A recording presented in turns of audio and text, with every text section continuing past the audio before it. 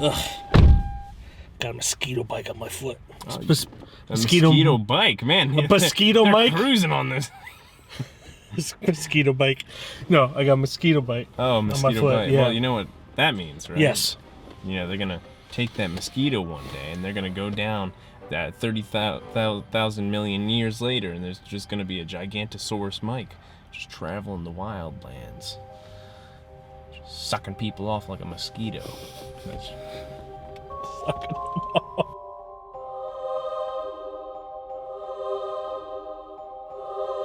Hello, everybody, and welcome again to Keystone Film Review. We just saw Jurassic World Dominion, directed by Colin Trevorrow. Thank you.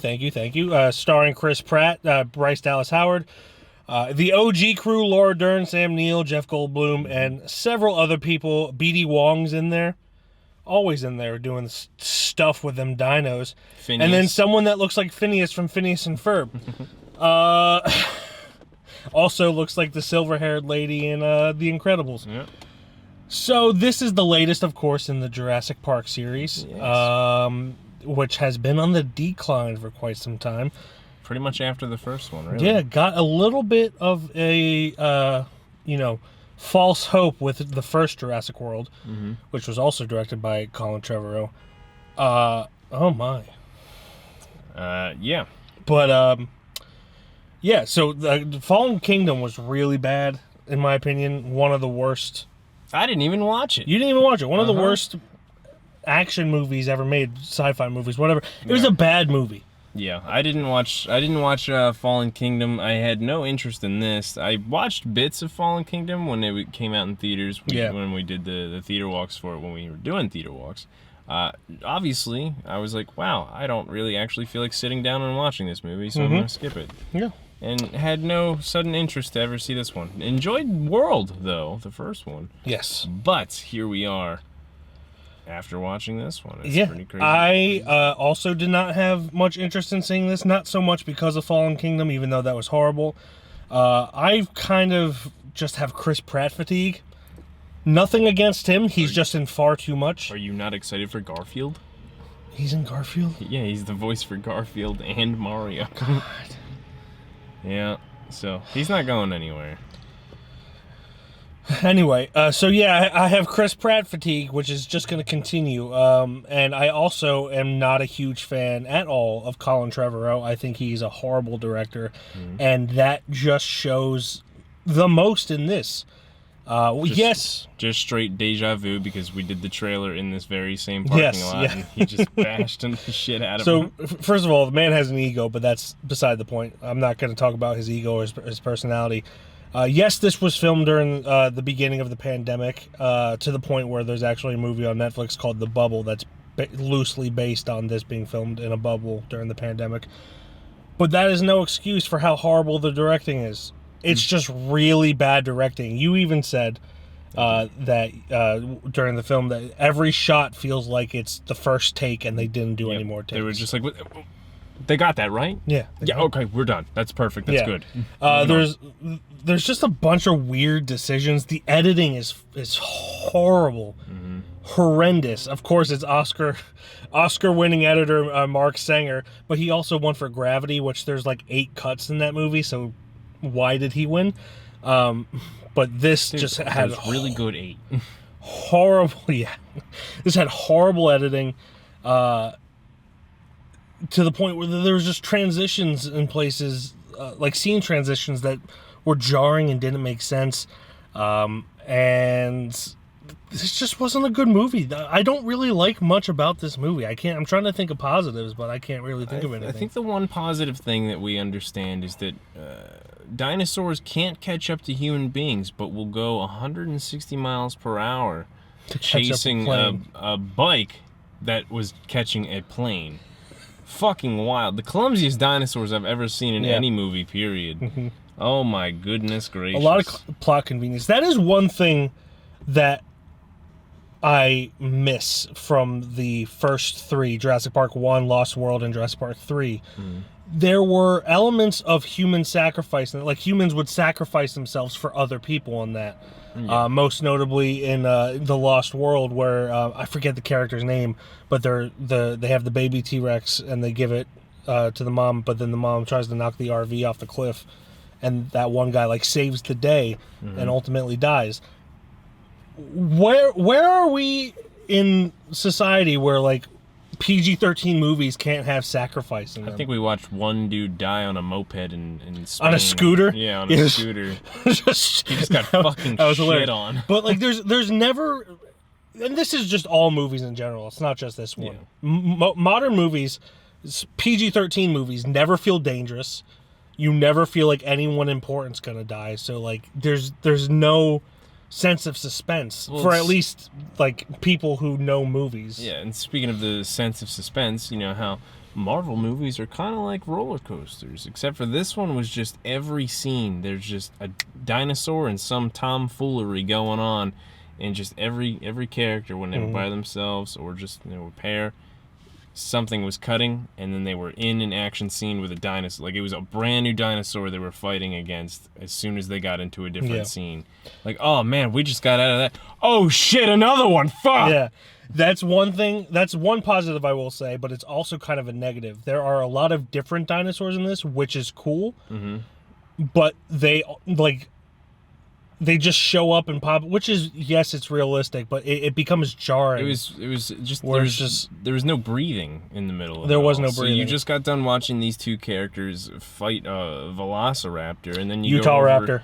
Yeah, and then you go over here, and next thing you know, there's a little Spinosaurus dude in a cave. Yeah. And then they go back over here, and it's another gigantic apex predator. Jesus Christ. Yeah. Jesus Christ is an apex predator? No, I was just a figure of speech. Shut Also, up. I hate how they say it's the largest carnivore we've ever seen when Jurassic Park 3 had the literal largest carnivore, the Spinosaurus, which is bigger than the T-Rex and the Giganotosaurus or whatever it's called. Gigawatt. Gigawatts. 1.21 gigawattosaurus. Yeah. The Spinosaurus is bigger than both of them. And also the Velociraptor is actually the Utah Raptor. The Velociraptor was only 3 feet tall. I wanted to be a paleontologist when I was a kid, so shut your mouth. But this whole movie was just kind of a mess. Bad editing, bad writing, bad directing. Another thing I kind of was thinking of, the original Jurassic Park and the subsequent sequels up to 3 had a sense of scale to it. Colin Trevorrow, again, don't care for him. He does not know where to put a camera to make things feel big. Yeah. Like, they never showed like a human next to a brontosaurus or a Apollosaurus, the whole bunch of sauruses. Yeah, Appalachianosaurus. The Appalachiosaurus. It's just, and he always shoots them. It's the Russo brothers thing where it's just eye level. You're not looking up, you're not looking down. It's just eye level at them. So everything feels the same size.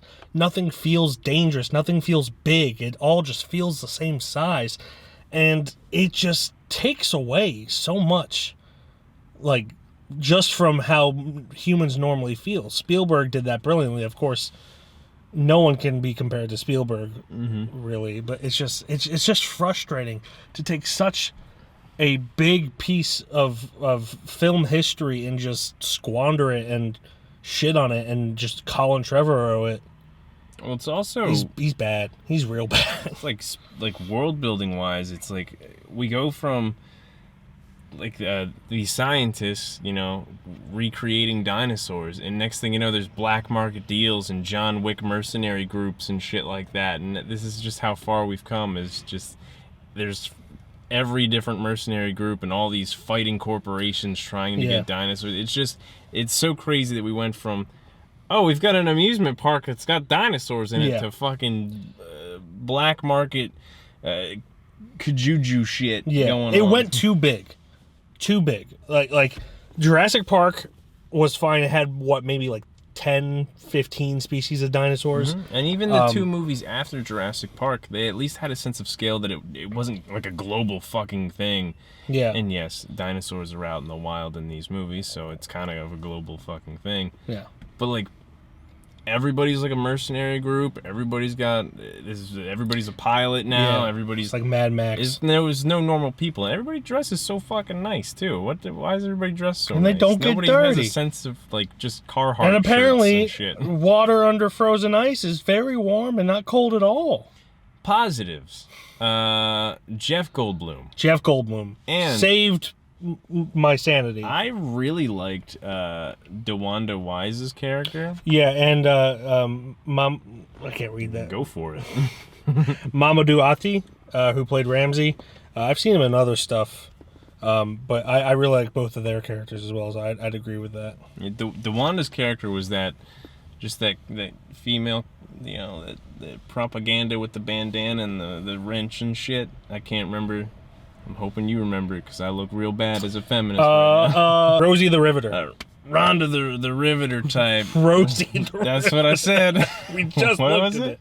Rosie the Riveter. She riveted the shit out of my mind. She was like all buckle up and gung ho and just really really fun. She was a lot of cool action scenes that she had, and she just no nonsense. I'm gonna fuck some shit up because there's these dinosaurs and I'm not taking any of their crap. Yeah. That was great, and Jeff Goldblum obviously is fantastic. It felt like he was improvising the whole time, and he was the best parts of the movie. Oh yeah, you could tell he did not care at all. He didn't feel like his original character. Victory. He just felt like Jeff Goldblum, where like in the first one and even The Lost World, he felt like Ian Malcolm.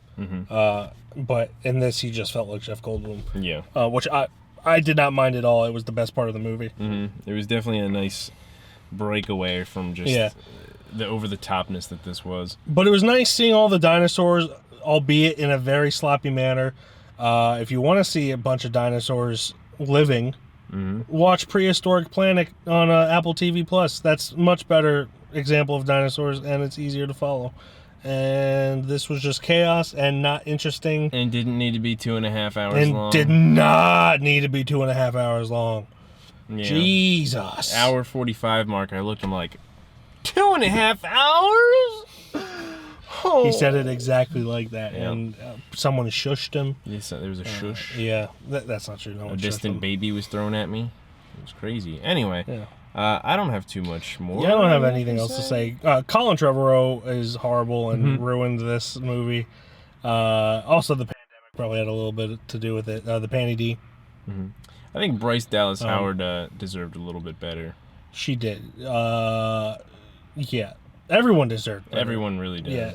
Chris Pratt was. Yeah, he was flat. He was like the what's it called? When like a female character is like perfect in a movie. Susie Q. Oh, God. Stand by.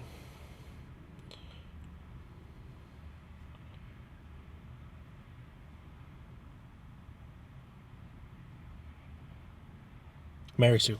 Mary Sue. Yeah, Chris Pratt was like a Mary Sue, but in male form for this movie. Like he was just perfect. There was no flaws about him. Could drive 160 miles per hour.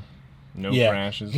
All of his ego and anger that was established in 1 and even a little bit in Fallen Kingdom were gone. He was just a perfect person in this. So everyone deserved better, except for Colin Trevorrow.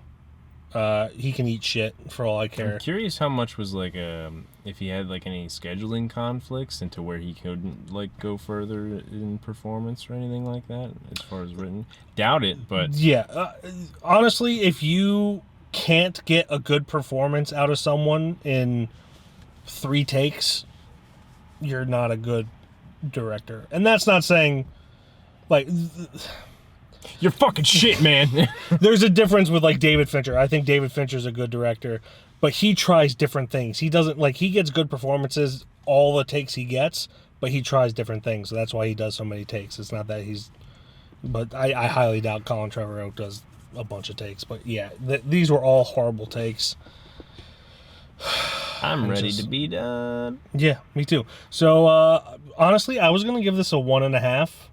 until like the last hour and a half with Jeff Goldblum's character. He saved it. He bumped it up an entire point, so it's 2.5 for me. Glenn, stop what you're doing right now. After sleeping on it, I have decided that I'm changing my rating for Lost World Dominion, Jurassic World Dominion, to 2 out of 5. Jeff Goldblum only knocked it up a 0.5 point. I'm sorry, Mr. Goldblum. 2.5. Only because of Jeff Goldblum. Otherwise, it'd be a 1.5. Yeah. It's a 2 for me. I thought we were going to be tied there for a second. You scared me. I really like Jeff Goldblum because he just had fucking attitude, and I like that. He and DeWanda were the saving graces of this movie. I mean, seeing all the dinosaurs was cool and all. Actually, seeing them have feathers was pretty much cooler. But yeah, 2 for me. Yeah. Wow. Where do we go from here? Miles Davis's birthday. 0582. Or 28. I'm sorry. Yeah. T-Rex noise. Yeah. Bye.